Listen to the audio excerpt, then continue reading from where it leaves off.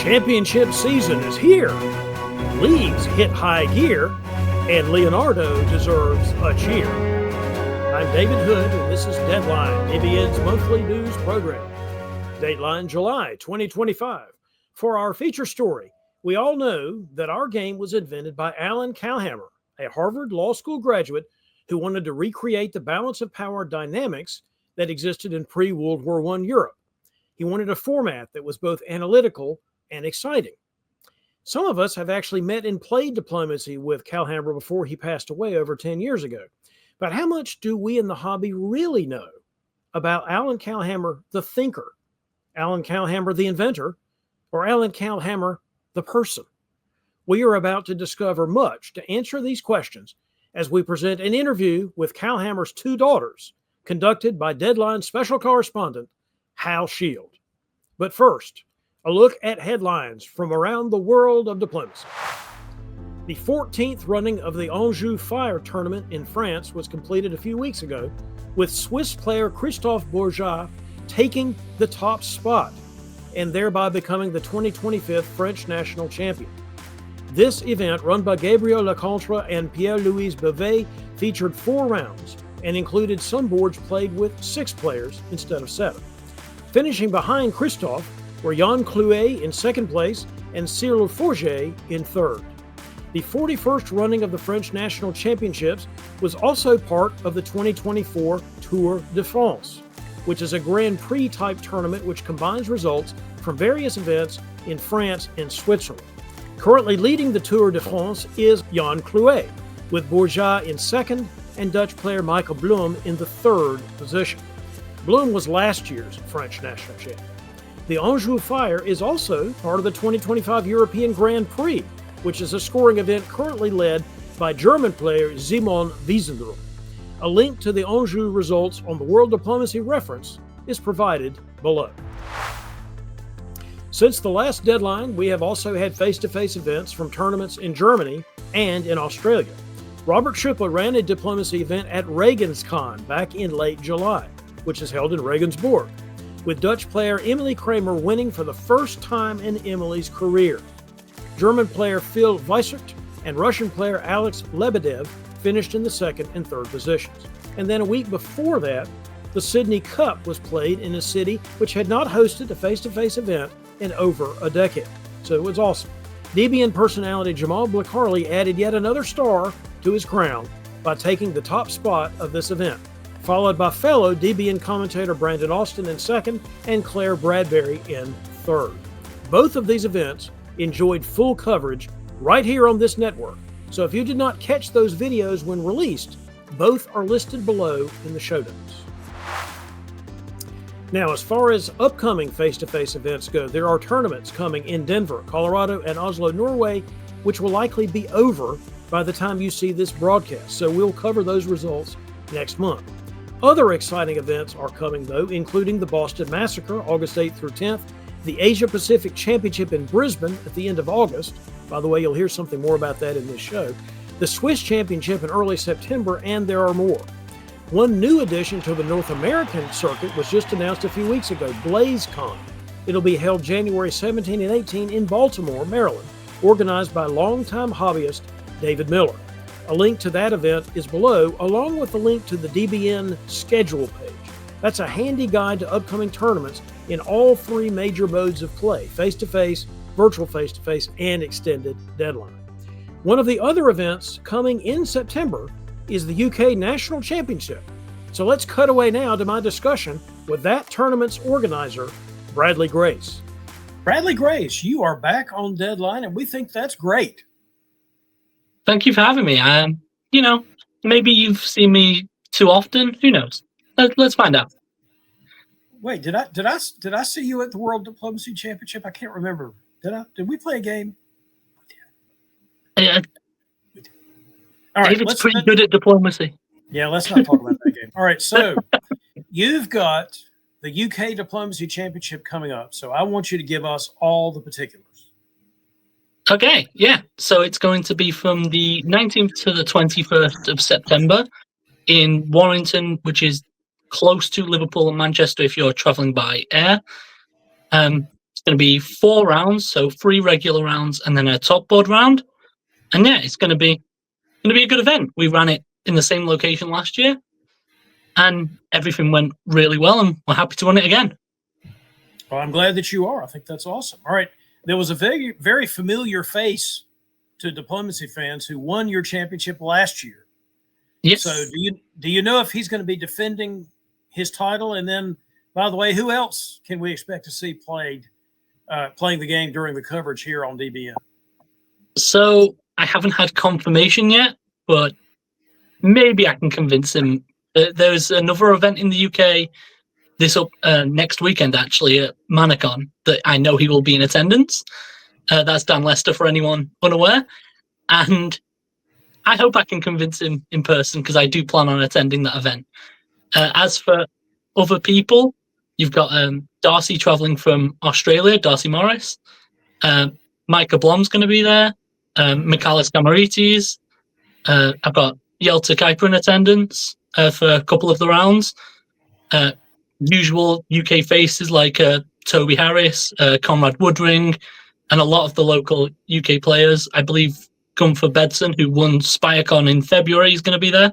So yeah, just a lot of really good players, and we've just hit 21 signups actually, so 3 boards worth of people.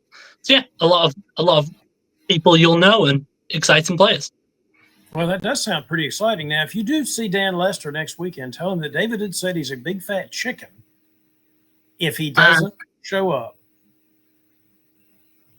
Do I have to? Yes. David Hood said that if but you it's so hard. It's hard to be mean to Dan Lester. No. The point is, I'm being mean to Dan Lester. You could just be repeating. You could just be repeating bad conduct of David Hood. You've got total deniability here, but it still might help. Luckily, we've got a video recording of this, so I can prove to Dan that it wasn't me saying it. Right? That's how it works. That is exactly right. Because if Dan thinks that I said it, then that's fine with me. I don't care. Okay. All right. So all right. We've got that plan figured out, and we are not going to edit that out of this tape. All right. Thank you. All right. So the hobby in Britain is really on a major upswing, as far as I can tell from over here. What do you think about that?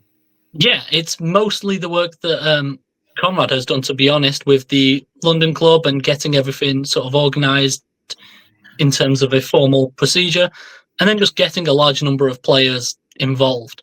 So whenever I promote an event, there's a group sort of WhatsApp that a lot of people are involved in, and I can just put out an announcement, and all the people who've been getting involved through other means, it's a lot easier now than it was this time last year to actually get people interested and involved in events, just because of the upswing in people. I was mentioning before that we've just hit 3 boards in the UK. That's more than any other event since the World Championships in 2017 in the UK. So yeah, it's major upswing and it's looking good. Yeah, I think part of it is Conrad and others who have, there's that monthly newsletter now that the UK hobby gets, talks about upcoming events, talks about the Tour of Britain Virtual League, which is run out of the UK, which let's see, who runs the Tour of Britain, Bradley Grace? So it is me this year. I will be passing it back to Gary Sturley for next year, or maybe someone else, but I believe Gary's going to take it back next year. But yes, it's me running it this year, and we have our 4th round at the end of this month, at the end of July. What are the exact dates on that, or the exact date, I mean? I don't have it in front of me. Off the top of my head, it's the 27th of July. Okay, so we're talking about like a Sunday. Is that a Sunday? Yes, the last Sunday in July. Okay, yeah, I think that is the 27th. Well, good, and that would be on the VWC Discord server for those that are interested in playing some virtual face-to-face action. And, of course, you don't have to be British, right? Absolutely, yeah. Most of the players are British, which is interesting and fun. It is. All right, you mentioned BannerCon, which is a tournament of the diplomacy. Well, it's a board game convention, but there used to be a diplomacy tournament there that at times was the biggest in the world. In fact, for a long time was the biggest in the world. So it's pretty exciting to see maybe diplomacy coming back to BannerCon.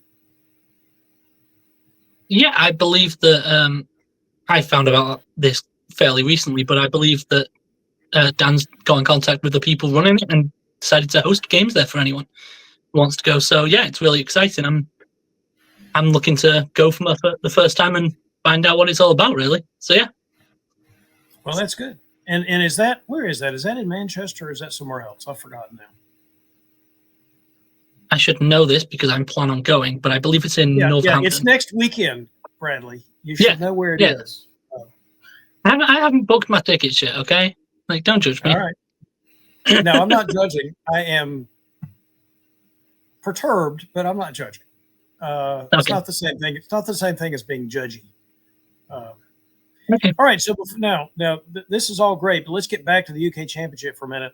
I want you to give us your best sales pitch. If someone is watching this video, why should they consider going, in mid-September to play in the UK Championship? Put it simply, it's going to be the best diplomacy event in the UK this year. It's going to have all of the best players that you can find. We've got 4 overseas people coming over already, maybe more to sign up. And there's just going to be a lot of fun, a lot of really good games. And I'm also, for the last round, it is going to be a top board format.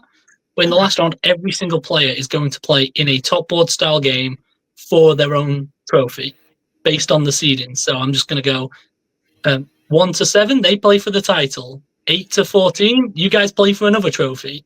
All top board. So everyone it might be a unique experience, but also everyone has something to play for, and it's just going to be a fun time. Yeah, I got a lot of good feedback from last year's event, and I hope this year is even better. So when you say top board format, are you going to do a Paris method for power selection like they do in some top boards, or is there some other method you're going to use? Definitely for the 1 to 7 top board. I need to figure out the logistics on if it's feasible to run around to 3 or maybe even 4 different boards to actually do a Paris method for all 4. Definitely for the top one, and then potentially for the others, or maybe I'll do a random format. I'm not sure. Well, unlike things that are happening next weekend, you actually have a couple of months to figure out exactly what you're doing between now and the UK Championship. So I might have written it in the rules already and forgotten about it, David. We don't know these things. Well, I certainly don't know. And there's only so much I can do for you from here. But I am glad. No, seriously, I am glad that you're running this event. I think it sounds awesome. I know it was a good time last year. We had some, as I recall, there was some video from the scene that was available, and that was fun to see. I've forgotten now exactly. Was that you that did the video, or is it somebody else that did the video?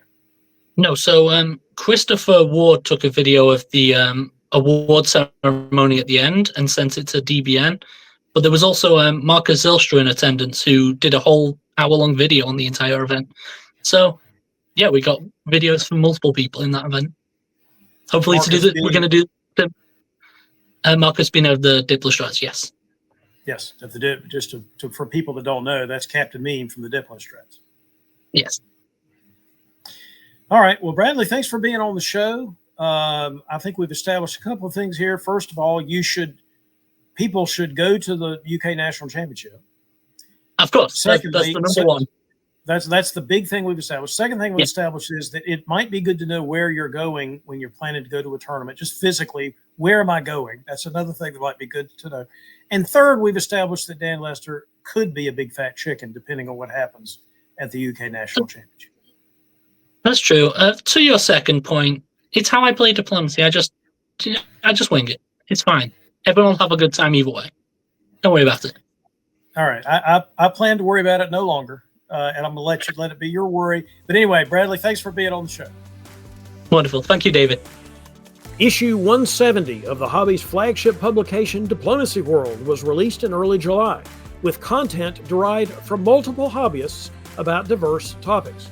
In addition to significant coverage of the 2025 World Dipcon, as reported by the tournament director and many of the attendees, other articles in the issue include Michalis Kamarites on the importance of Bohemia, Mal Archie about DW founder Walt Buchanan's secret, a diplomacy-themed crossword from Archie Duke, a retrospective on the last year of diplomacy in the UK by Conrad Woodring, and a diplomacy order challenge from Eddie Brisson.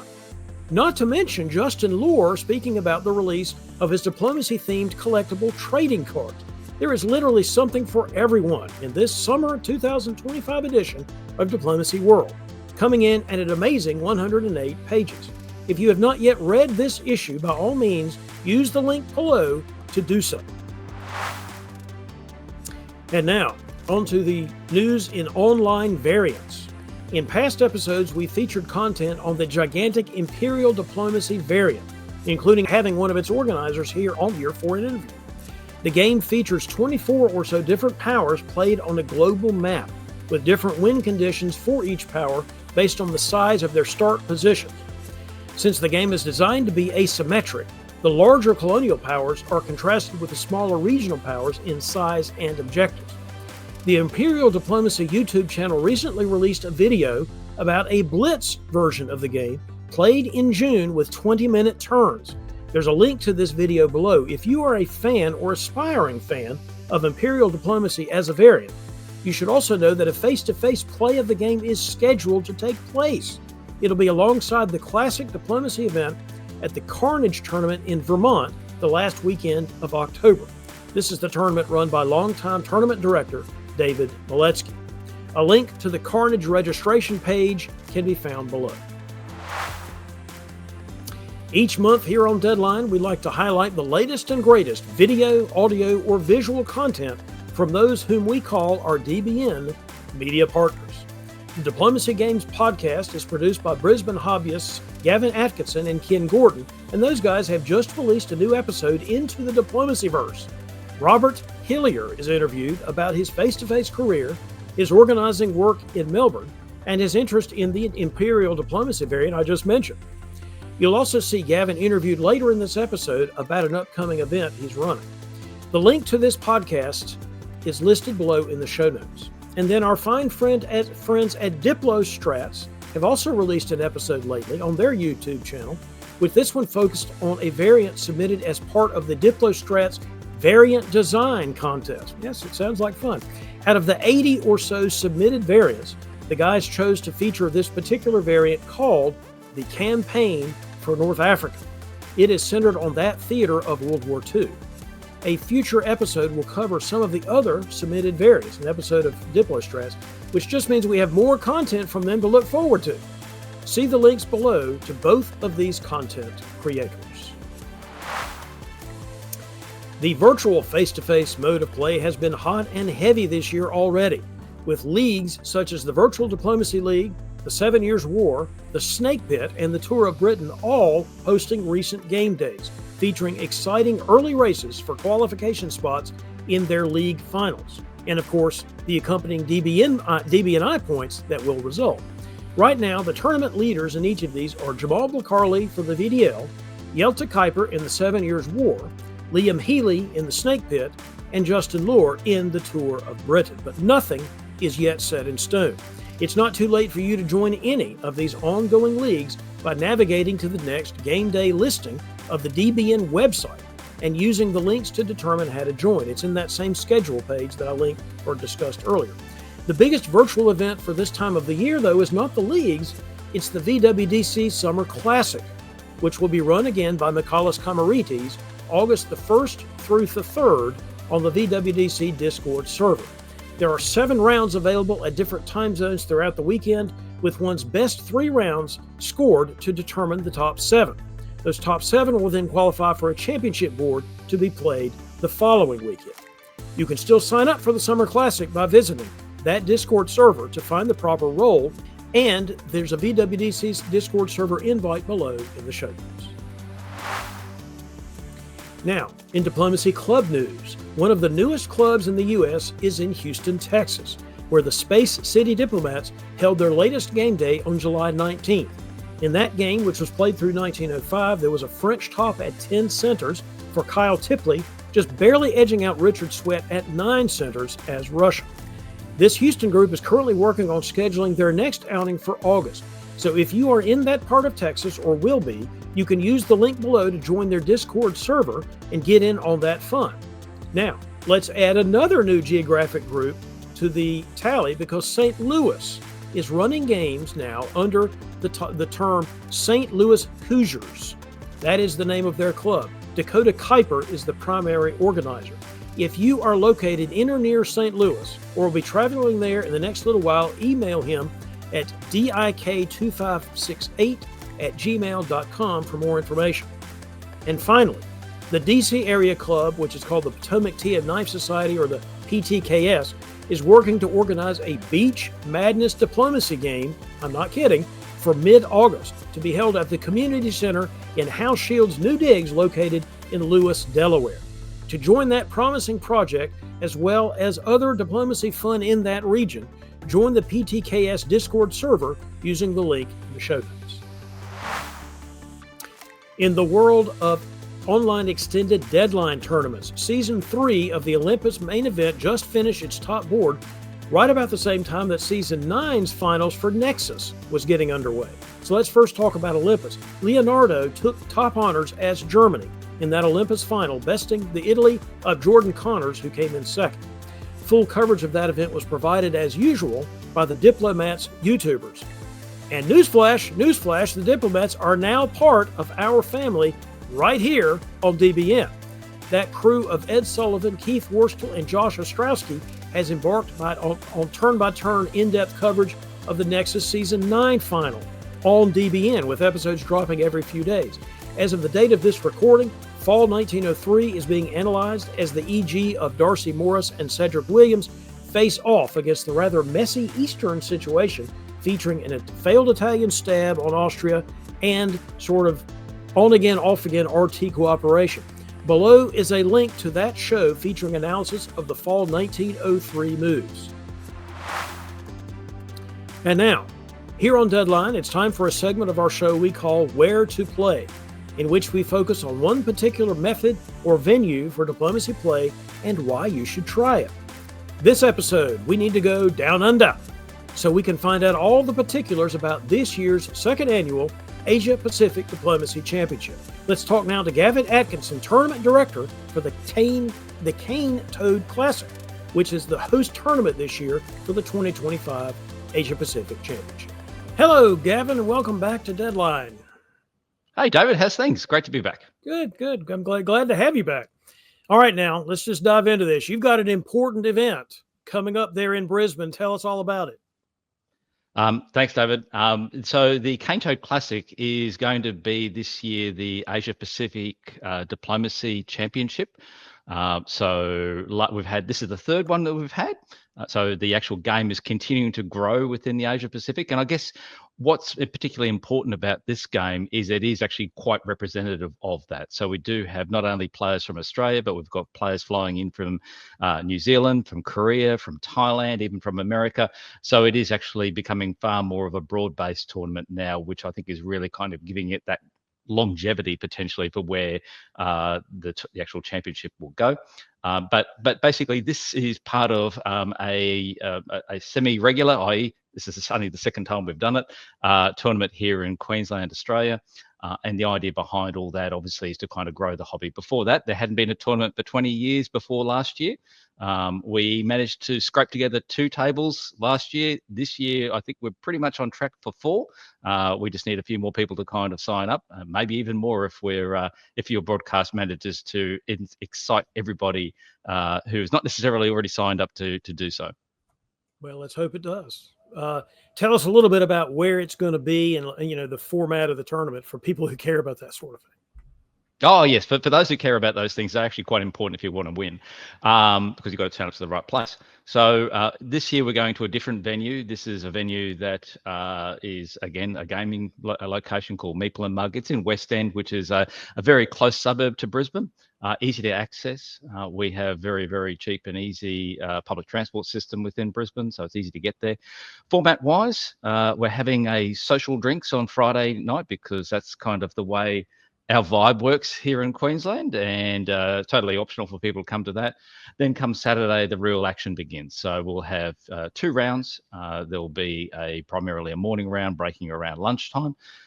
From there, we'll continue the social festivities and be going through to a lunch venue, which is actually it's called Cafeino, which is actually a Greek taverna.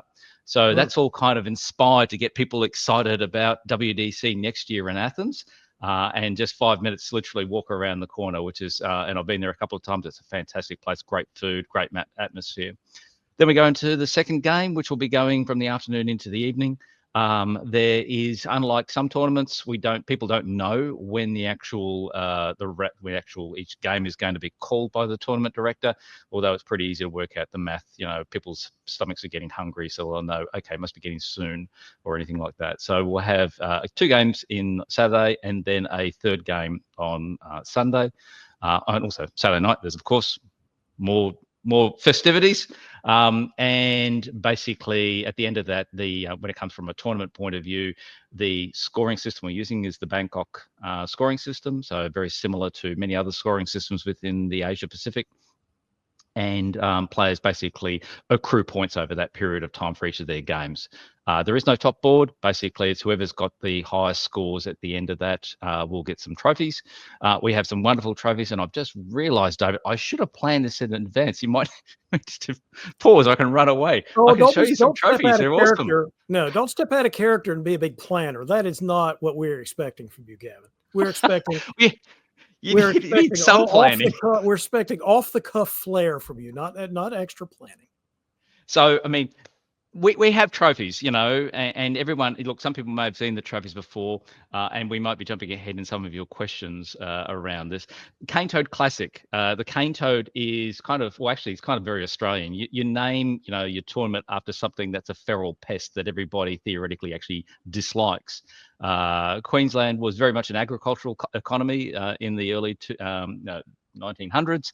They thought it's a great idea to bring across from South America a cane toad to be able to eat the actual the weevils or whatever was eating the cane at the time. And of course, the cane toads turned up and went, yeah, they don't taste very nice compared to all the stuff that you've got here within your lovely country. So we'll go and eat that. And they've just gone feral and just exploded across Australia. So the cane toad is actually also the sporting emblem for some of our football teams and so forth. So it's kind of really leaning into that. But yes, the trophies are actually cane toads. So do you want me to run away and go get them, and I'll come back in about 5 seconds? 5, 4. Oh, 3. No, you didn't let me. Now that Gavin is off the screen, folks, let me tell you what's actually going on here. I'm not exactly sure that Gavin Atkinson knows what he's doing, but we're going to find out. Oh, there he is. Hey, Gavin, how you doing? Now, they're not yet. Glad to have you back. They're not yet on the plinth and everything, but here we go. This gives your viewers a bit of an idea. So that is the golden cane toad. That's for coming first. Okay. Then of course there's silver, bronze, and country cane toads. But probably the toad that I think people will be wanting to win the most. And I don't know how well my camera will pick this up. This is the Toadiest Toad Award. It kind of changes color all the way along. And basically the Toadiest Toad is a player-nominated award for who they feel within their games was the most toadiest. Now, people can actually work out what does that mean to them. Whatever that means. Accordingly. Yeah, okay. Yes. So Dominic Stevens from New Zealand won last year. It was by far probably the most interesting award that people wanted to win. No offense, of course, to Jamal Blakkarly, of course, won gold because that's what Jamal does. But hey, he didn't win the Toadiest Toad, so bad luck for him. Well, let me just say, for the record, and I could do this on the Bible if someone asked me to swear, I played with Dominic twice at World Dipcon. He is toady. He is extremely toadyish, whatever the heck that means. That is exactly a good description of Dominic Stevens. I'm sure he's going to be really pleased to hear your. He is the toadiest toad that I could possibly. So I can't wait to see who takes the mantle away from Dominic, unless he wins it again, which is entirely possible because he is freaking toady. All right. Well, it's, to be serious for a second, let's talk about one thing you mentioned earlier, which I think you'll find interesting.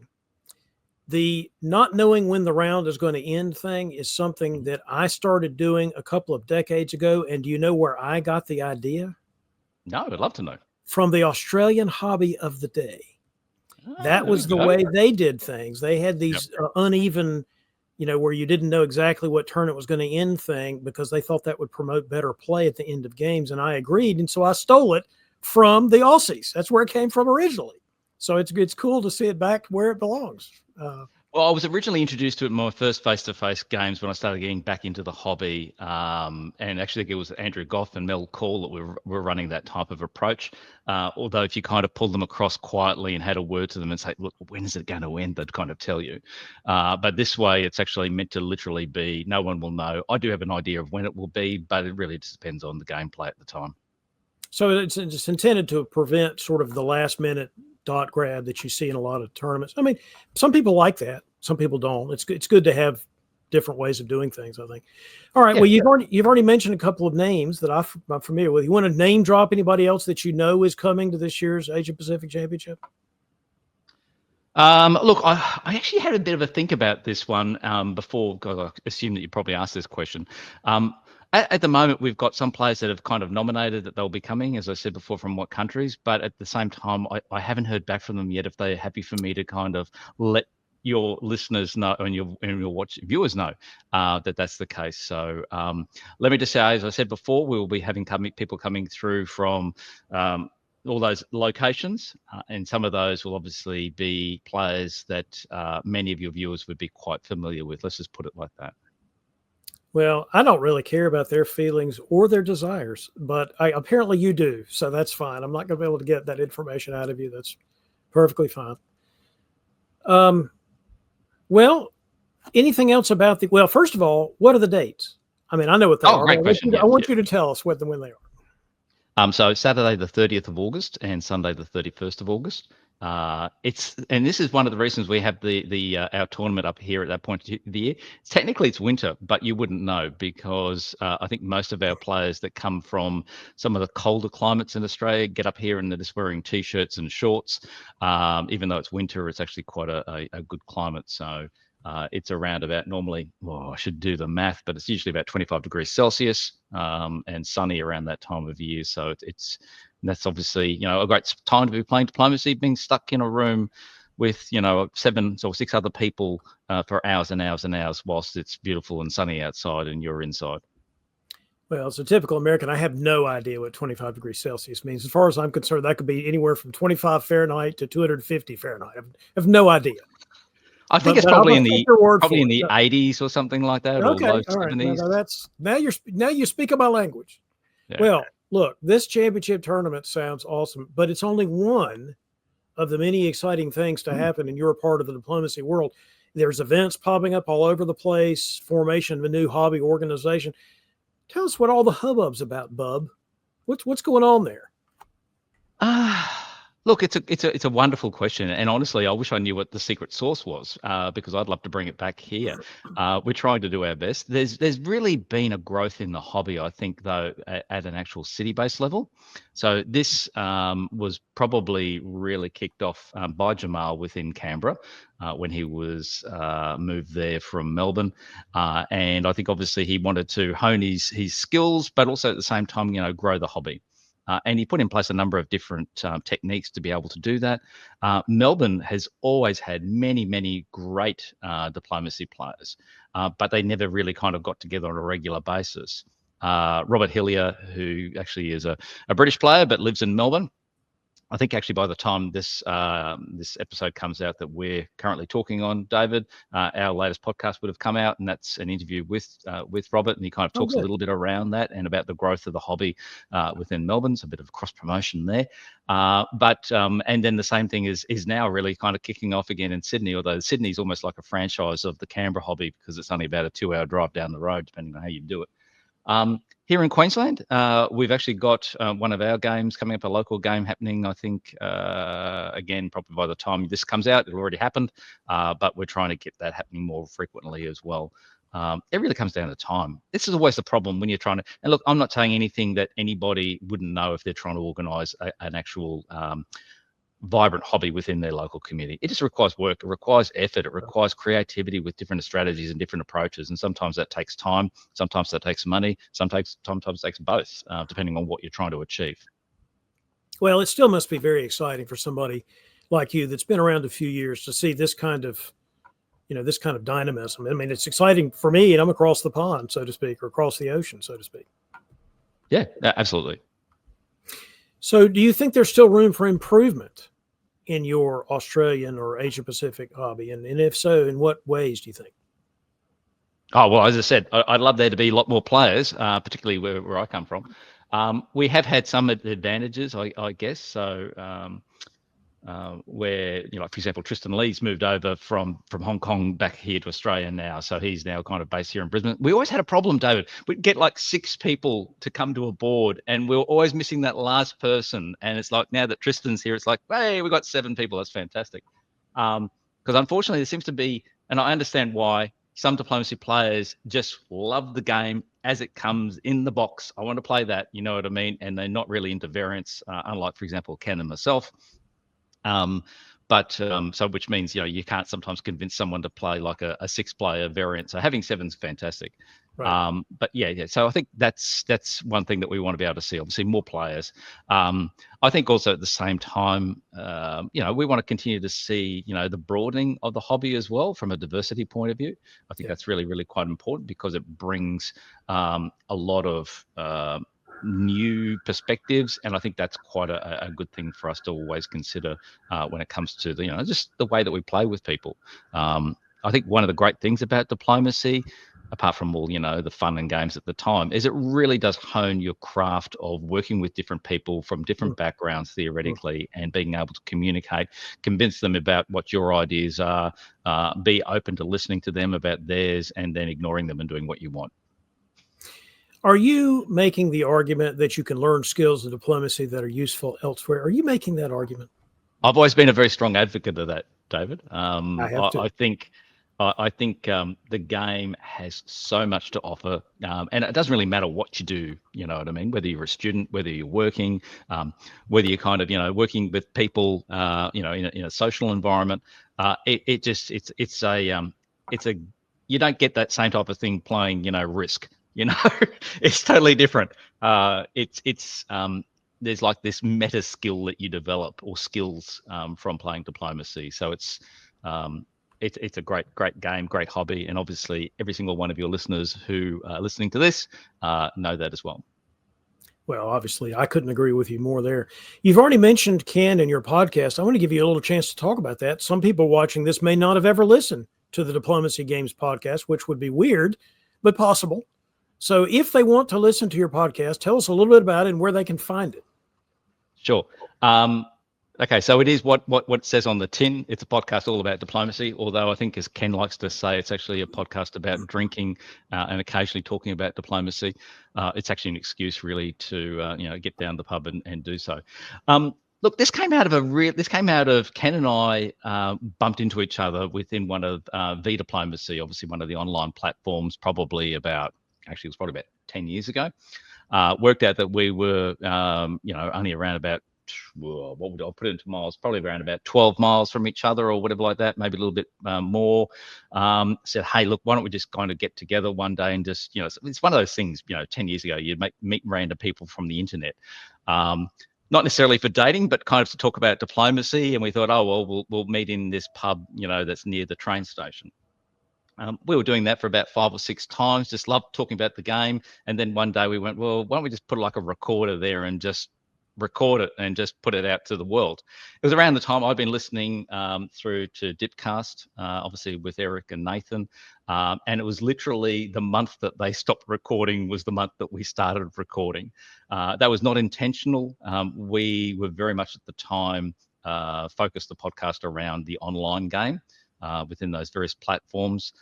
We both obviously played face-to-face many years ago, but we're real kind of into the online space. It wasn't until probably about 2018 or so that we kind of really started getting more into face-to-face down in Melbourne before COVID. And around that time, the podcast then started orientating from being purely online to being mostly face-to-face, but with a little bit of online at the end. So any listeners, you can find it, look, wherever you find all good podcasts, Spotify, whatever Apple calls their podcast, or Google Play, whatever they call it nowadays.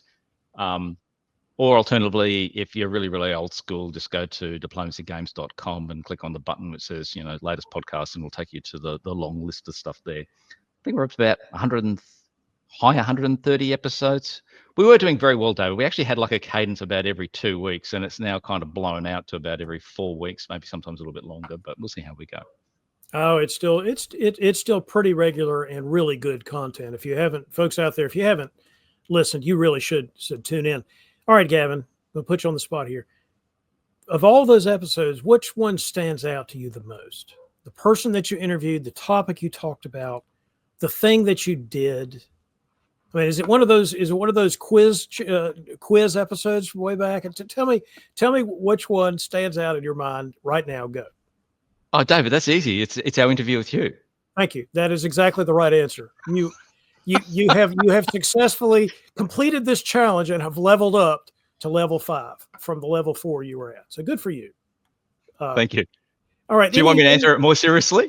Oh, I'm sorry. I thought that was your serious answer. Please go ahead and give us an alternative answer if you wish. Look, one of the things that we've had obviously lots of interviews with players, and look, it's something that obviously the DBN format does as well. So that's it's not like we're trying to reinvent the wheel or anything, or vice versa. Sometimes though we get into different areas. So like some of the things in the past, like we've spoken to people who got nothing to do about diplomacy, but they actually specialize in a skill. For example, how do you detect lies when you're kind of dealing with people on a face-to-face basis? We've obviously one of the things I love AI, and I love using AI, and I started actually learning about AI thanks to diplomacy and about the podcast. So looking at some of those early works that were being done with machine learning and so forth. So that's always been really interesting for me. We've had on other sorts of people too. Like we've had on literal billionaires who have created games and have won championships playing diplomacy, as well as, of course, well-accomplished authors like Harry Turtledove. That's where I thought you were going to get to that one, because I was listening to that episode like, are you freaking kidding me? They got Harold Turtledove on their podcast. I thought that was awesome. Yeah, so look, there's a lot of variety there, and as I said, I reckon if you go back about 2-3 years ago, that's when we were hitting our strides and we had a bit of time to curate our interviewees a little bit better. It's high on the list to kind of improve a little bit more, but we'll get there. Well, I just want to say thanks for what you do. The audio podcast is a thing that's different from the thing that we do, the video we do on DBN and other YouTube. It's something you listen to in the car and things like that. It's really a good spot to have diplomacy content. So I'm really glad you guys are doing that, and I wanted to thank you for doing it. Thanks. I mean, one of the things that we like about it really is it allows you to have deeper conversations with people. And our listeners are quite comfortable with that. They've got no problem sitting down and listening to a conversation that might go for 45, 60 minutes Sure. where you're doing an interview and breaking things down into a lot more detail. And it does allow you to tangentially go off into a whole heap of different areas as well, which, you feel will be of interest to the audience. And then, as I said, one of the hardest parts around the podcast, I guess, is realistically is working out which bar we're going to record in. So because we started the show that way, we continue to record that way. Our theory, it doesn't always work this way, is to never go to the same bar twice. Occasionally we do for our starting bar in one location. And look, we do get feedback. So some people love that format. Like they kind of feel like they're literally in a bar with some, listening to from friends talking about diplomacy. Some people say, I hate that. Can't you guys just record in a studio so it's nice and quiet and I can hear you properly without background noise? I get it. I understand. But that's just the vibe of the show. So anyway. Kevin, you do you, man. You do you. All right. Any final thoughts for the audience here? No, look, just get into the game. Obviously, you love the game. And look, if you are all inclined to the great thing, August, most Americans are on holidays in August, usually, although I think you guys only get like 2 weeks off a year. It's horrible.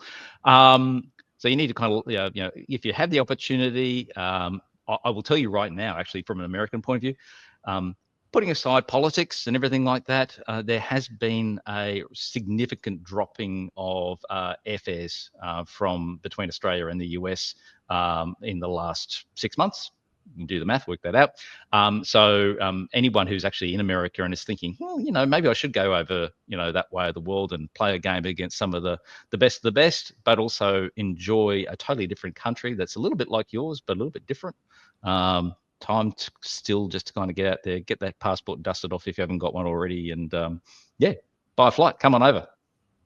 All right, Gavin, I appreciate that, and thanks for putting on that tournament. It sounds like it's going to be a blast, and good luck with it. Thanks for being on Deadline. David. I will say this last one thing, just for people who want to know anything more, go to diplomacygames.com/canetoad. That's canetoad, all one word, and you'll have all the information there. And that link will also appear in the show notes for this particular program. Brilliant. Thank you. All right. See ya. See ya. All right. That segment was so great. Let's do it again. We have another Where to Play segment coming right up, this time focused on the upcoming North American Championships, the Dipcon, which will be held in Chicago this October. Hey, Brandon. Hey, Brian. Welcome to Deadline. Hey, David. Hey, David. Happy to be here. I'm happy to have you. We are here mainly to talk about the upcoming Dipcon, first weekend of October in Chicago. So somebody launch into the particulars of this event. We want to hear all about it.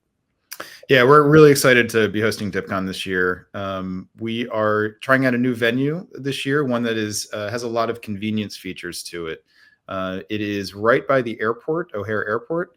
There's a free shuttle that'll take you to and from the hotel to the airport. And the rooms are nice and cheap, $129 a night, which is difficult to get in the Chicago area. They're all suites as well, so very convenient. There are some doubles and I think a couple larger rooms as well, so people can share if they want to and keep the cost down even more. And there's a nice event space there. It's a nice little banquet hall.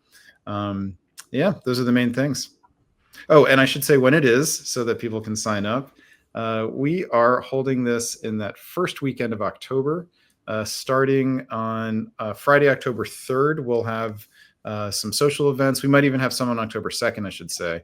There's an evening event, and then we'll have a daytime event for people who want to attend a social event. And then the tournament starts on Friday evening. We'll have one round Friday evening. We'll have 2 rounds on Saturday, and then a 4th round on Sunday. And it's going to be the top 3 of your at most 4 scores. We are using Open Tribute, which is an invention of the Chicago hobby. Brian and I worked very hard on that a while ago to invent the Tribute series, and Open Tribute was sort of the final form and the most popular version of it. It is a system that prioritizes topping the board, and it's very simple to calculate for the board toppers. The other scores a little bit harder to calculate, but they are such that surviving does matter significantly. But top heavy scoring system, and we hope that encourages people to sort of go for it, go for big scores, and also not form unbreakable alliances that go to the end of the game, which in our opinion have a tendency to make games less interesting. So Open Tribute designed to keep games more interesting and more people in play for the board top as it goes on. And I'm just super excited for the event. This is I've been doing this every year since 2016. Been involved with organizing and participating. It is one of the premier tournaments in this hobby, and we've had just some amazing history. And I'm really grateful to be part of the Dipcon history once again. To have that coming back to Chicago. It's been a while, and we're really excited to be able to be host to that event. Yeah, the first time since we hosted Worlds in 2016, which was the first tournament I ever played in. Brian, were you here yet? Yeah, it was the same. That was my first tournament also. Right. Yeah. Well, and the first tournament I ever played in was also a Dipcon. That's why one reason I have such a fond place in my heart for the North American Diplomacy Championship. It's one of the things that's been going on the longest, really, in the diplomacy hobby. First time it was in Chicago was in 1972, I believe. So there's a very long connection to Chicago. Speaking of which, tell us a little bit about the Chicago hobby and the history of Weaselmoot itself. Yeah, so the Windy City Weasels have been around for quite a while now. Started by Jim O'Kelly, was the founder of the group, rapidly joined by Kevin O'Kelly, no relation, and several other local community members that met, some of which through the postal hobby, some of which met through early online play through judges or Yahoo, YouTube, or not even YouTube, Yahoo groups and things like that. So early days of internet play, kind of found each other, found a core group that kind of got started and played for. Brandon, do you remember what year it started? I think it was 2000. We're in the 20th season now. Yeah. So 20 years ago. 2005, yeah. So long time, long storied club. Brandon and I both got started around 2015 or so about 10 years for us. And it has, I wrote about it in the diplomacy briefing. For me, it has not just been a club for playing a game, but it's been a community that's connected me to other people, to other players, and to this city. I honestly think that this club is a big part of why I came here. It's just a great group of people, and I feel honored to be part of that legacy and to have these people as my community and my friends.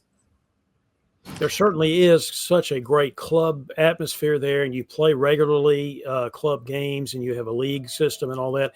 Weaselmoot itself has quite a history at this point as well, wouldn't you say? Yeah, this is going to be the 19th edition of Weaselmoot, which I think is second only to Dixicon in terms of longest running North American tournaments. I know Carnage has been around for a while. I don't know if it's ahead of us or not. But we have a typical history. It's not a competition. We're diplomacy players, right? So this is our 19th edition, and I believe we have a history of non-Chicagoans, non-Weasels winning Weaselmoot. I don't think very many Weasels have actually won Weaselmoot before. So I don't know if that's because we have a tendency to cancel each other out. Because that would be my guess. That would be my guess. But it's a great place to come and stake a claim, being out of towner and winning a tournament. Any memories that either of you have in particular about a Weaselmoot of the past or a Dipcon of the past, or both? I have many. I could talk and have talked for hours about that topic. I think I'd have to start with 2016 Worlds. That was just a fantastic event. That was what helped me develop a love for tournament diplomacy, being my very first one, but also love of being part of organizing the hobby. That was my first time to kind of get a taste for that. And I love hosting in real life. And I find that hosting for a tournament is not too dissimilar. We try to make it feel like a place that everyone's welcome. So memories, I will always and forever remember that 2016 World's Top Board. That was a fantastic game. To be able to watch that in person was inspiring. And then, of course, Chris Martin's video series helped to memorialize that. And that has been a big part of many people finding this game and seeing it played at a high quality level. Those videos are still bringing people into the hobby today, almost 10 years later. All right, I got two anecdotes I want to tell you about, and one is Weaselmoot, one is Dipcon, but the Dipcon is also Weasel related. The Weaselmoot, 2017, I TD'd. It's actually the only time I TD'd the tournament, and I moved it to a bowling alley, and it was really fun. We got I made it 4 rounds, which was unusual for a non-major tournament. But it worked. People came, and we had an Austrian solo, I think with no fleets, in the first round, and that player ended up winning. And all of the best country awards were bowling shirts with the people's names stitched on them in the color of the country. So that was really, really fun. My Dipcon story is Carnage, also in 2017. I was battling Doug Moore for the win, and I was ahead. I did really nicely in the last round. Got a nice big board top and staked a claim to the championship. And I was ahead on because Doug Moore's board, he had fallen behind, wasn't in first place because a pair, I think it was England and France, were steamrolling the board. They were played by Brian Sheldon, who was Prime Weasel at the time, and Kevin O'Kelly, who was longtime Weasel. And they had a great alliance going, which was very unusual for them. And it was so unusual that it was actually impossible, and it fell apart in the late middle game. And Doug Moore ended up snagging the board top and first place in that Dipcon. Gosh, Doug Moore winning a tournament. I don't think that's never happened. That is bizarre. Weasels fighting rather than helping their compatriot. Also very common. Yeah. I also will say that going back to the videos for 2016, we are very fortunate to have some new players in our club recently. We managed to have 2 boards at our last Wednesday game, or Tuesday game now, which was so much fun. One of the boards was players that had played like 1 or 2 face-to-face games or less for almost every single player. And several of those players mentioned watching that video series even now for like how to learn how to play the game. So excited to bring that back and hoping we can do I don't think we'll ever be able to top that event, or that series, but hoping we'll be able to do something to help make this one as memorable. And then 2027, we're hosting Worlds again, and we'll have a top board. So maybe that'll be the time to do it. Yes, I was going to ask you about that. What do you think? Why did the Chicago hobby decide to host Dipcon this year and World Dipcon 2 years from now? What was the thinking? Honestly, so this year is unusual that Dipcon is being held separately from World Dipcon. So traditionally, when North America was hosting World Dipcon, we combined the 2 tournaments, and this year the NADF decided to separate them in order to create more interest. And it had been a while for Chicago to host a major tournament, and I think we had been sort of gunning to for a while. So we proposed it, and it was accepted. And this was quite a while ago now. Then when it became North America's time to host Worlds again, we really wanted to host Worlds. So another thing too is that we have 2 hotels that we really were choosing between for Dipcon for this year, and we ended up choosing one of them, and Worlds is likely to be at the other one. So this gave us a chance to take care of both things that we wanted to do.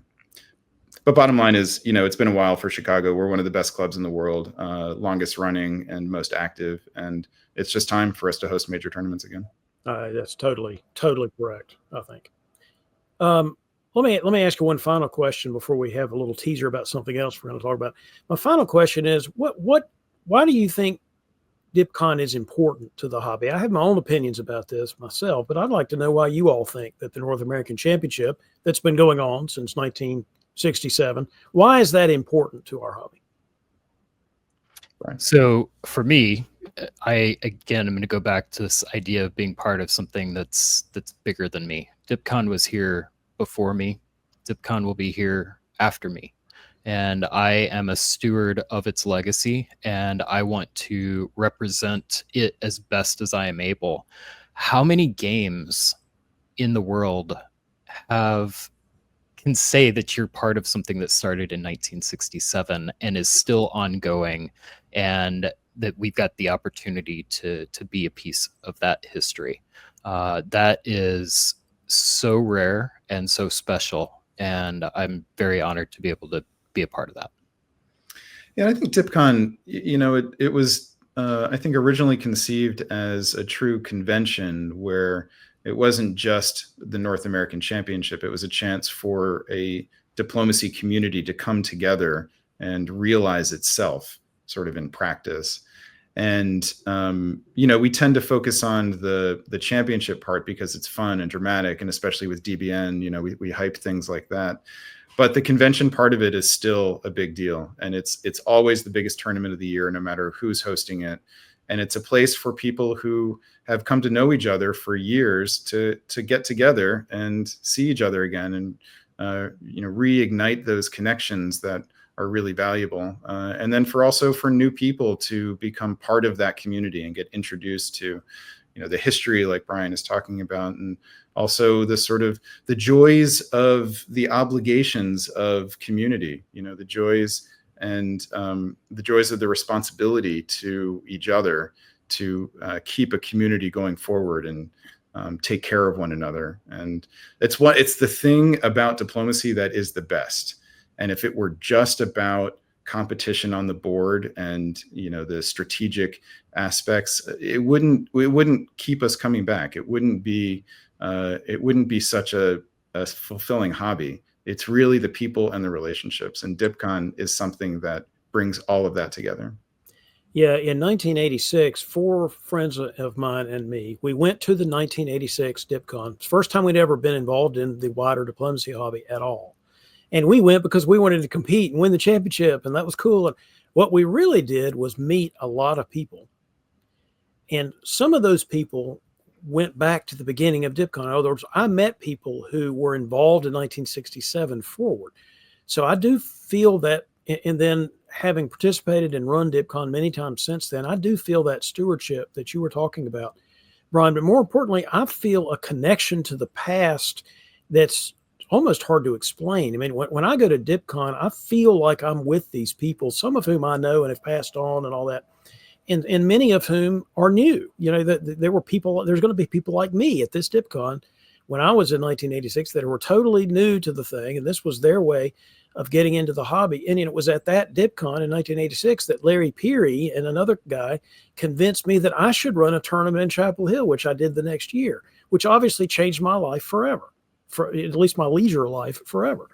So Dipcon I almost can't emphasize how important it is to people like me. So I'm so glad that you all are ready, willing, and able to put on such a good event this year. And I'm really looking forward to everybody enjoying it. Yeah, I want to pick up on that and just say a little bit more. And this might be a little abstract, and that's what I like to do. But this participation in an institution that extends beyond individual lifetimes is it's one of the things that allows us to have transcendent experiences, right? It allows us to transcend our immediate selves and be part of something larger and something collective and something communal. And it's just a game, right? This is just like an entertainment hobby, but that participation is like a little slice of the sort of essence and uniqueness of humanity. And that's cool that we get to do it with each other. Obviously could not say it better myself, but I'm not a philosophy guy. So there you go. Well, let me transition to another topic. The three of us and another person who shall remain unnamed at this point were sort of involved in the early days of doing the Diplomacy Broadcast Network. And it was 5 years ago. 5 years ago, last month in June of 2020 is when you had your first official DBN broadcast, and you kind of brought me in a little bit after that. But we are going to talk about this in next month's deadline. We're going to have a DBN at 5 segment and talk about the 5 years of the Diplomacy Broadcast Network. You guys tell me a little bit about what you think we're going to talk about in that segment. Well, David, I will show you, and this, I promise, does relate, in fact, to Weaselmoot. We are going to find out in our next episode how Weaselmoot 2019 was, in fact, the nexus or the beginning point of the Diplomacy Broadcast Network. We're going to see how shots like this led to what we have today. So I'm really looking forward to this interview and being able to talk through that history with everyone. What about you, Brandon? What do you think that we should talk about in a 5-year retrospective of DBN briefly? Oh, you want me to get philosophical again? I don't see how we can avoid it. DBN has been a real passion project for me, for Brian, for you. And I think that it is itself a microcosm of what we were talking about just now, about how sort of communal collective effort is something that brings us together and can give some meaning to what we do. And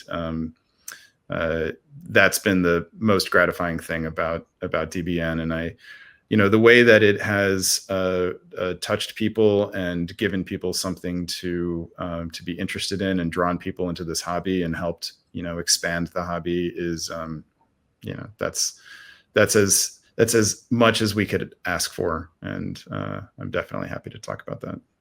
Well, I think we will talk about that and lots of other subjects next month, right here on Deadline, as we talk about DBN at 5 years.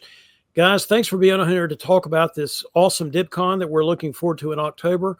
And thanks also for everything you've done for the diplomacy hobby through this Diplomacy Broadcast Network. Thank you, David. Thanks, Dave. And thank you as well. And now for our feature presentation. Man on the scene, Hal Schild recently caught up with the daughters of diplomacy inventor Allan Calhamer to talk about their dad outside of his role in the hobby. So here we go. Away to Hal Schild. Thank you, David. Have you ever wondered about who invented the game of diplomacy? What were they like? What inspired them to create the game? Well, today you're going to find out about Allan B. Calhamer, the inventor of diplomacy. Diplomacy's origins go back to Calhamer's boyhood in LaGrange Park, Illinois. Born in 1931, he was bookish and ungainly, spending his days indoors playing chess and all-star baseball, a game that used a spinner to simulate major league contests. His mother, Helen, encouraged him to have a big imagination, and he was always inventing board games. One day, rummaging in their attic, Allan discovered an old geography book and was fascinated by the exotic bygone countries on the maps: Austria-Hungary, Serbia, the Ottoman Empire. After high school, Calhamer won a scholarship to Harvard. The college was still all male, and Allan fell in with a group whose social lives revolved around board games. Sound familiar? He was a history major, and a class in 19th century Europe furnished the final inspiration for diplomacy. Assigned to read the origins of the World War, Allan recalled the atlas in his family's attic. That brought everything together, Calhamer said. I thought, what a board game that would make. In 1959, Calhamer published Diplomacy with 500 self-printed copies. The game has gone on to sell well over 300,000 copies. To give us a glimpse of Allan beyond his work as a game designer, we're now joined by two very special guests, his daughters, Tish and Celine. Let's start off, and I'll Tish, you're the older of the two. I'm gonna go to you first. Tell us about your dad. Tell us, again, not from the game designer standpoint, but just tell us what was he like. Well, first of all, thank you for granting me the oldest child privilege. We used to always, divide everything up into fair and unfair. So, okay. No, you are deserving of privilege too, Celine. Our dad was absolutely one of the most brilliant, wittiest, kindest people that we've ever known. Just literally one of a kind. We have so many stories about him, mostly just small everyday life types of vignettes, but that served to show just who he was. I think he was the quintessential gentle giant. He was also the genius at the end of the street. He was he was just an iconoclast. He was unique, and absolutely had, I think, the most wonderful wit, that I've ever come across.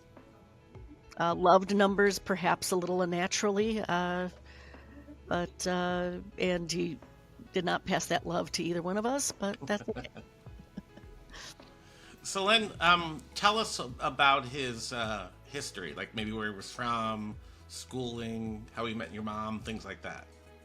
Yeah, so Dad was born in 1931, born and raised in LaGrange, Illinois, which is a western suburb of Chicago. And Tish is right; he was the quintessential Midwesterner. He was very soft-spoken, unassuming, incredibly humble. Very interested in other people's stories. He could sit and talk with someone for hours, and they would end up knowing very little about him, and he would know their entire story. So My he mother was attended, like that too. yes, he attended grade school and high school in LaGrange, received a scholarship to attend Harvard University, where he got his history degree. And it was there that he really began thinking in earnest about turning his interest in diplomatic history and world powers into what he always referred to as a parlor game, right? And he had a tendency to do this, right? Take any situation and try to gamify it. So he worked very hard throughout his Harvard years. And then in the ensuing years where he did some law clerking, he worked in early computer programming for a lab in Boston. But by 1959, he felt he had perfected the game. And for all his humility, he did think it was a pretty darn perfect game. And I don't. He was always right. I don't think he was wrong. By 1959, he had sold it to Games Research and gotten the first run of 500 published. Which, if you have one of those 500, those are rare. And I So tell believe me- one sold on eBay for around $5,000. Correct Right, me if I've I'm wrong, heard that. Celine. Yeah. Tell me a bit more. Tell me about your mom. Tell me how he met his mom. How met your mother. Where was he? What was he doing? Oh, you want me to take this one, Tish? Sure, go ahead. So, around 1967-68, he left Boston, left his kind of programming job, came to New York, believing that in that market he would have a better opportunity to make diplomacy successful. He took a job as a historian / park ranger at the Statue of Liberty. My mom had recently moved from the Dominican Republic to New York, and Mom had been a runway model for Oscar de la Renta in the Dominican Republic. He was a family friend, apparently. Yeah, so he saw her standing in line to take a tour of the statue, and probably came up with the one and only smooth line of his life. For which we are eternally grateful. Yeah, he approached her and said, "Excuse me, miss, it's Ladies' Day at the Statue of Liberty," which it was not. And you don't have to stand in line or pay for a ticket, and you get a free personal tour. And she knew it was a line, right? but she told us later she had always envisioned herself marrying a tall American man. And Dad was 6'4" and redheaded and was everything she was looking for. Well, that's a great story. Now, to me, when I first started researching your dad, he was the same age as, almost the same age as my father, a year or two younger, but the same generation where people were less dependent upon, had a lot more freedom of choice of things to do. There was not so rigid. You could pursue your interests a lot more. Life cost a lot less. It seemed like he kind of went from Harvard to then Harvard Law School, which he dropped out of, which I imagine his parents probably weren't thrilled with, I would guess. You can tell me otherwise. If you ever talk to, do you ever meet your grandparents? Mm-hmm. Oh yeah, we were very close to our grandparents. Okay. Our grandmother especially. They ever discuss your dad dropping out of law school? I don't know that they did, but Dad I don't did. remember. Yeah. And I think he went to law school thinking it was going to be more like diplomatic history. It was going to be strategic and interesting, and it ended up being memorizing case law and precedent, and he simply hated it. And oddly enough, the Socratic method of teaching in law school apparently didn't appeal to him, but he enjoyed teaching us in a sort of Socratic way, a lot of question and answer, and he would pose a question and we would have to think for ourselves. Why that didn't work for him in law school, I suppose we'll never know. Indeed. In talking to you about your dad prior to this interview, you talked about him being an artist. Make sculptures, paintings. Fill me in a bit about that. Either one of you. So he was a cheap artist. I don't know that he ever went to an art store and bought art supplies, but he would comb construction sites for scrap lumber. Anytime we received a package, like the cardboard became a canvas. And he turned everything into art. And he had a tendency to see things differently, right? He also loved to take photographs, but the photographs he took would be of things like, the shadows of rippling water against a wall, or he loved bridges on the pavement or something like that. Yeah, bridges and ships and construction sites and oil refineries and family members with their mouths full. Yeah, oh, he hated a posed photograph. Yeah. If you posed, he wouldn't take a picture. It had to be a candid. Yeah. So what I'm hearing here is somebody who looks at life very differently. Oh, for sure. Most people in Harvard Law School would choose the path to continue in Harvard Law School. Most people would take the posed picture. Most people probably wouldn't have left Boston to become a tour guide in New York. But he's following his passions. He's not necessarily following the rules. He's probably trying to figure out his strategy through life, but not following the guidelines. Would you say that's a fair description? Absolutely. I would say, too, that extended to his child rearing. I don't think he ever saw any reason that we would not be interested in the things he was interested in, right? So I remember being maybe 4 years old, right? And it was Dad's duty to read us a bedtime story. And he wasn't going to read us a child's story, right? Because that's not what he was interested in. So he would pause in the middle of whatever he was reading and come in and read us that, right? So one of our favorites was there's this sort of awful Kipling poem about British soldiers slogging interminably across South Africa during the Boer Rachel Wars. Lindsay.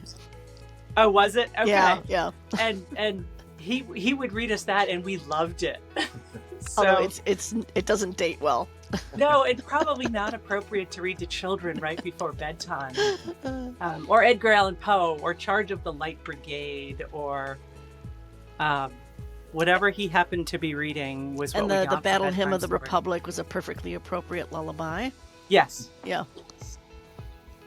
And if he wanted to go fossil hunting, we went fossil hunting. If he wanted to visit a fish hatchery or a sewage treatment plant, I mean, these were our vacations, right? Yeah. Now, we were in the Griswolds, but no Wally World.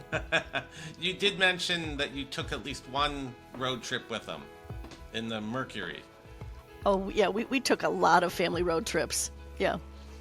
And we would always go out we would never go back the same way we came. So it was always a loop in, the western United States or the eastern United States.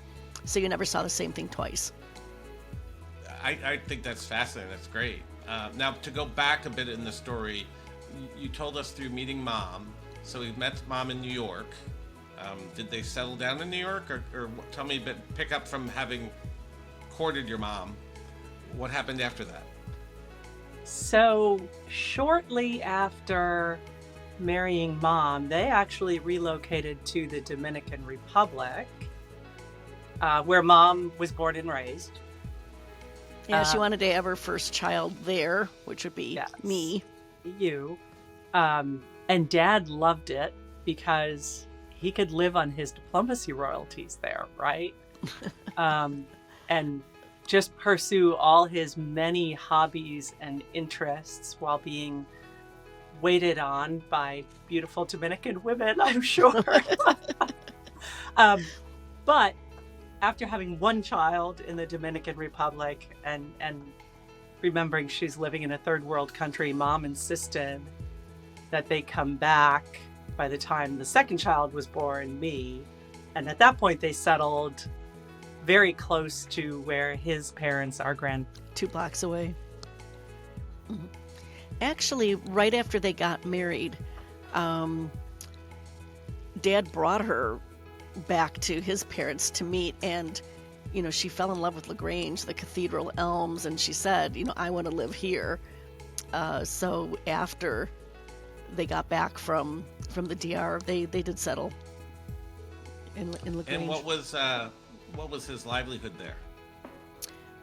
He actually needed to find work and wound up at the post office.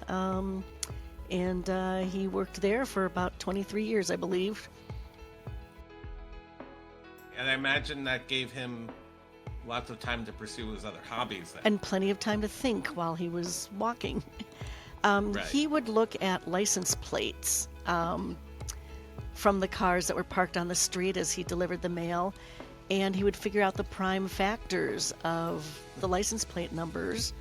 And I remember once showing my dad my new license plates. I'd just gotten my first car, and wanting to engage him in conversation.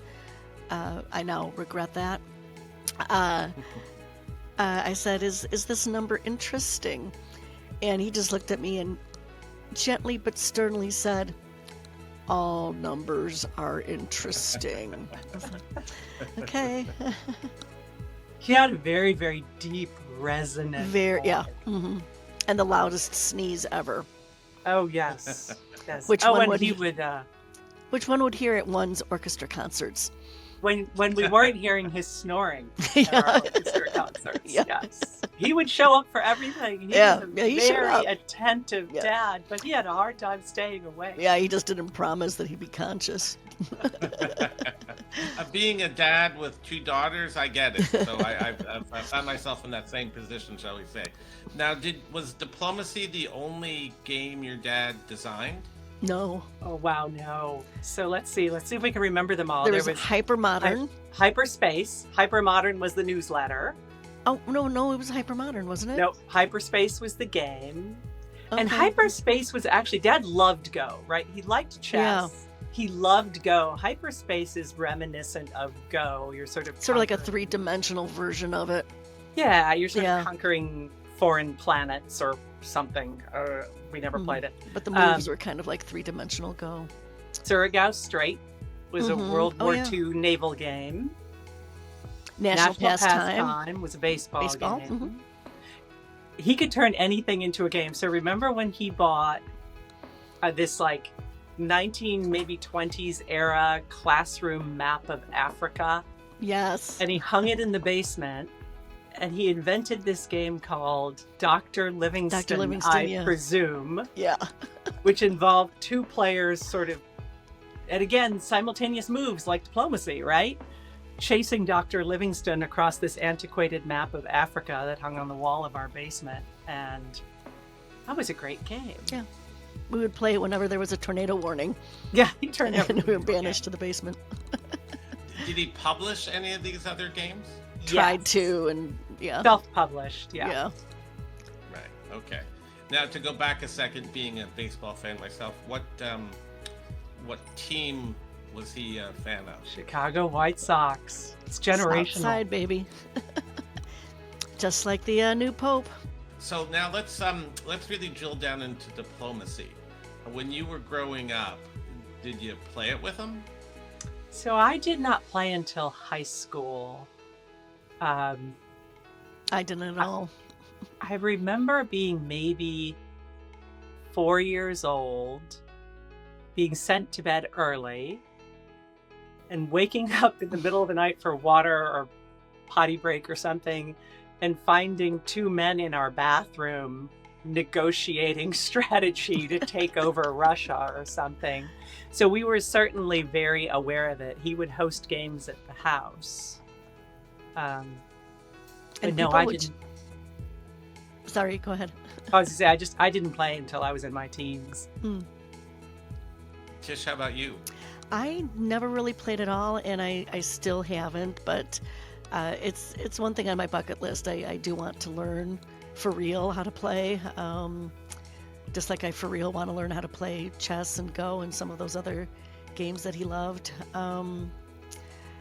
I remember people just randomly showing up at the house, wanting to speak to the geek god. And Mom would always offer hospitality, just these tall glasses of orange juice. If you remember the Minute Maid frozen concentrate, that was the orange juice of choice.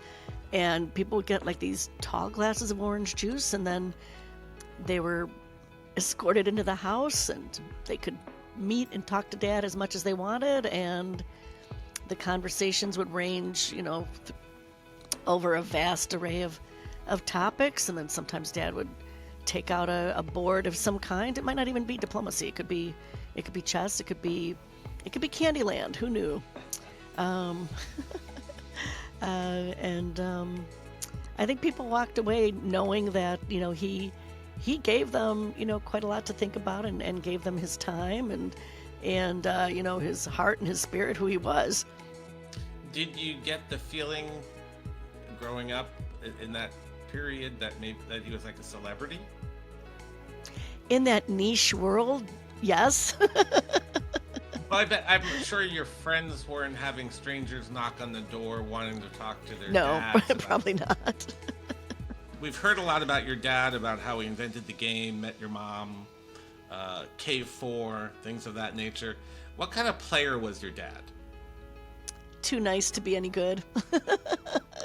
He was a mediocre player. Yeah, it's a little more than that. So as a player, I think he was who he was as a person, right? He was unassuming and kind, and always more interested in what others thought about the game and whether they were enjoying the game. In addition, and he writes in his book, Calhamer on Diplomacy, that the really successful alliances are based on long-lasting mutual trust and not on manipulation or tricks or backstabbing. So he played it for the strategy, not so much for the deceit and the trickery. But yes, very much just interested in making sure everybody else was having a great time playing diplomacy. Anything you want to add to that, Tish? And he also wanted to make sure that everybody understood that it was not a game of chance. There was nothing worse than a game of chance. It was strategy, it was your innate intelligence, it was your social skills, not chance, no dice involved. It was just pure skill, your own moxie, whatever you brought to the game. But not a single dice involved. Die. It's one of the things I love about the game, frankly. Because a lot of people say, oh, it's like Risk, and say, kind of, but there's no dice. And then people are confused, and when you tell them, it's really, the rules are pretty simple, frankly. Outside of some minor geography things you just have to know. But because really, in simplicity lies elegance. I can't agree more with that. It was always about elegant simplicity. Agreed. Now, I did read somewhere that as the game progressed in popularity, the natural progression was that tournaments started. And if there's a tournament, you have to have a winner. And okay, how do you score? How do you get, if you've got 21, 28 people playing diplomacy and people win boards. Like and I understand that your dad tried to come up with a formula that was not successful and really kind of frowned upon the whole idea that there should be some winners. Does that resonate with either of you? I don't know about frowned upon. I think he felt it was realistic or a reflection of what's likely to happen in diplomacy among nations, that there wouldn't be a single winner, but rather sort of collections of powers in balance opposing one another. Or success sort of determined, almost by consensus, kind of like there was Pax Britannica, Pax Americana, as world history unfolds, you have your superpowers, you have, the countries that are going to be more successful in swaying other countries' decisions and policies and that sort of thing. And I think he saw it as, again, there's no clear winner, no clear loser either. But how does this bode for history? Did he ever go to play the game? Did he go to tournaments? Did he go to Chicago? Others? Tell us about that. Well, he went to Japan one year. There was a university that had invited him. Went to England and Scotland, and then all points in between. Just small Midwestern college towns, East Coast, West Coast. Yeah, he actually got some travel out of it. Dad loved the Dipcons and just loved hanging out with the players and talking to the players. And in his acknowledgments to his book, if you'll forgive me, I'm going to read it because this is how he felt about diplomacy players. I would like to thank the legions of diplomacy players, the publishers, the games masters, and those who have stepped forward to provide hobby services whenever needed for nearly 40 years. At times, they have been knowledgeable, inquiring, eager, tireless, forthcoming, friendly, wise, funny, collegial, brilliant, happy-go-lucky, cool, excited, deep, sly, understanding, and helpful. And they have met with triumph and disaster and treated those two imposters just the same. Did you ever go with them to Dipcons or any other tournaments? Yeah, every so often, especially if they were in Chicago or in the Midwest. Mom went along on the England-Scotland trip, but he went alone to Japan. Tell me about, do you recall being with him at the Dipcons or at other conferences? What was it like?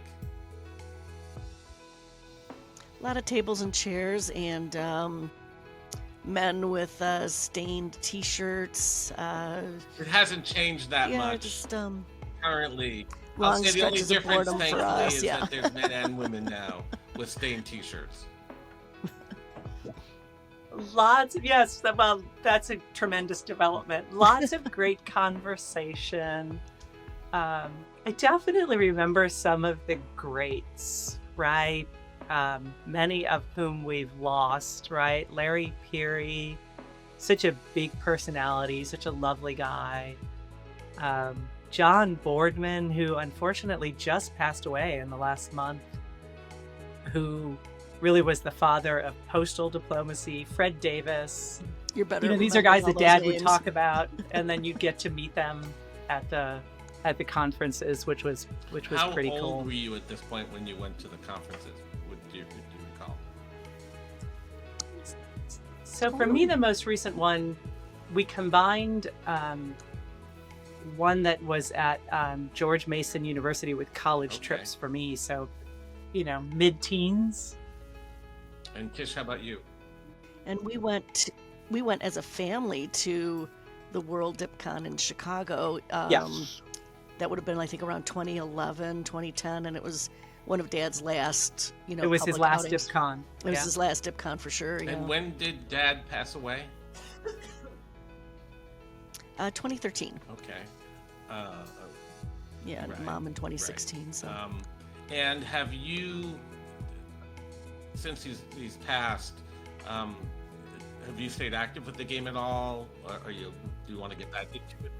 I never was active. Not really, but I hope to. Chicago has a someday. very active diplomacy community. I could. Yes, There the you Windy go. City Weasels. We'll plug them. Yes. They'd welcome you, Tish. They're, I think it's bi-weekly. They meet at a bar in Chicago, or maybe it's monthly, whatever. Oh, It okay. wouldn't be too hard to Google them and find out. Oh, that would be fun. And then forever in my feed, the word weasels would just be there. They would welcome you eagerly and want to talk to you about your dad, I'm sure. Now, do you have material from your dad at home still? Do you have like early maps or any of the materials that might have started the game? Most So- of our family artifacts are at my sister's house because she has more storage. So I do have one of the first 500 games research games, and it's the one that Dad actually played on. I have, And I have one of the first edition ones, but not yeah, one of the first published ones. file cabinet drawers of documents. I do have a copy of an early draft of the rules. I have the early handwritten drafts of the book. He was a great keeper of correspondence. So all the letters from, guys like Boardman or Peary telling him they want a scoop for their next diplomacy zine, he kept all that stuff. All the letters from Eddie Burson telling him that he should change the rules, he's got those. Yeah, I've got a lot of stuff that I need to go through and archive properly. Have you thought any at all about what you want to do with that material? Little bit, yes. I do want to preserve it. It's very, very interesting, and he had such a lively mind. Actually, in digging through boxes of stuff to provide to you for this podcast, I came across his letter that he received from Mensa with his score when he took the test, and it was a 159. And I think at that time they only went up to 160, and I think maybe now they go up to 162. But yes, there's so much in there that's not just interesting because it's about the inventor of diplomacy, but it's just sort of intellectually interesting or funny or lively that I would like to preserve for anyone who would be interested in the future. Which might be 3. Interesting take on that. I will give that a lot of thought. Speaking of thoughts, any last stories, any last anecdotes you want to tell us about your dad? Well, I remember once, I think I was in junior high, Dad brought home a label maker, which he probably picked up at a garage sale on his mail route, which is how most of our little toys and trinkets came to us.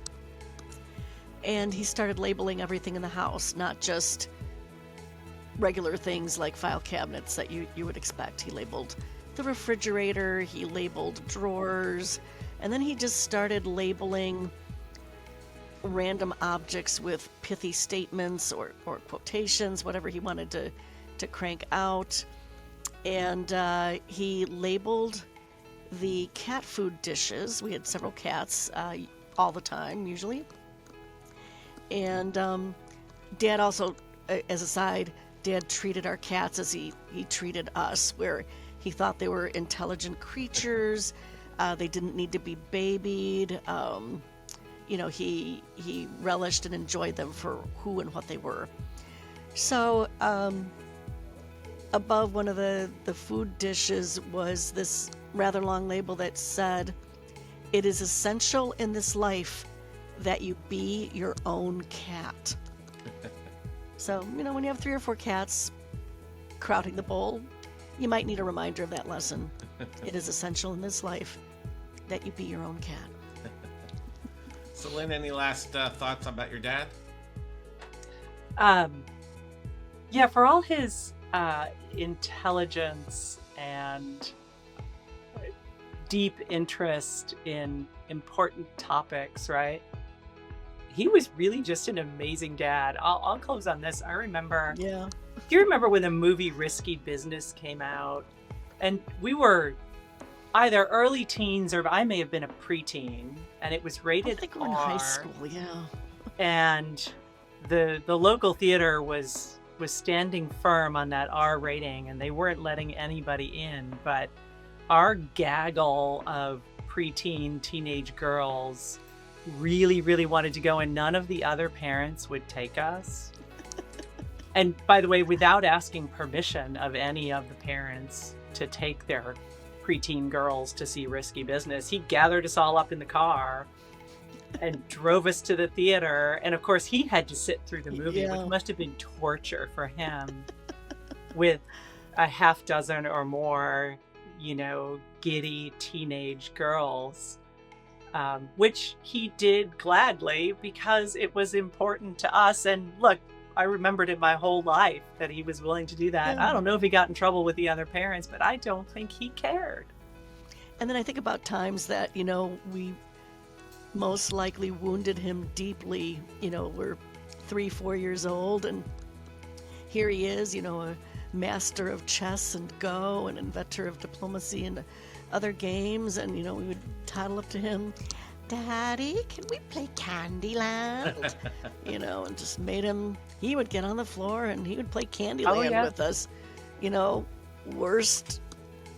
most puerile game on the planet. And But he did not believe in letting children win. So I remember Right, playing yeah. chess with him. And yeah. anytime he would beat me, he would drop a piece, right? So it got to the point where I was playing with a full complement of chess pieces. And he had like 4. And I finally beat him. I will say that with my daughters, Yeah. I didn't believe in letting them win either, I'm sorry to say. And my deal with them with chess Well, that was could I have would been give them you. $100 or any of their friends if they could beat me. And Dad's too cheap for that. well, I never lost, and I wasn't worried about losing, so it all worked out fine. And now that they're both engaged, I've extended the offer to both of their fiancés, and they haven't Well, that's, beat me yet, you're so I'm not- spoiling I'm not them. Good for you. my grandson, on the other hand, I did let him win once. Grandma. Grandchildren are different. Yeah. His mom came to me and said, "Can you just throw one?" And I did, and he was very excited. So yeah. Likewise. Grandchildren are different. So, well, thank you both Thank very you. much. This is really fun. I will let you know when this airs. I really appreciate the time and effort. It's been great to get to meet both of you and talk to you. And thank you very much. Thank you. Take care, Hal. Thanks to all of you watching at home. We hope you have enjoyed this broadcast of Deadline. If you have news, ideas for features, or feedback of any kind, please feel free to send an email to info@diplobn.com, or you can drop me a line directly using davidhood@dixiecon.com. To review all of our broadcast offerings, visit our website, www.diplobn.com. This is David Hood, signing off. I wish you brightness and bliss, and, of course, Belgium.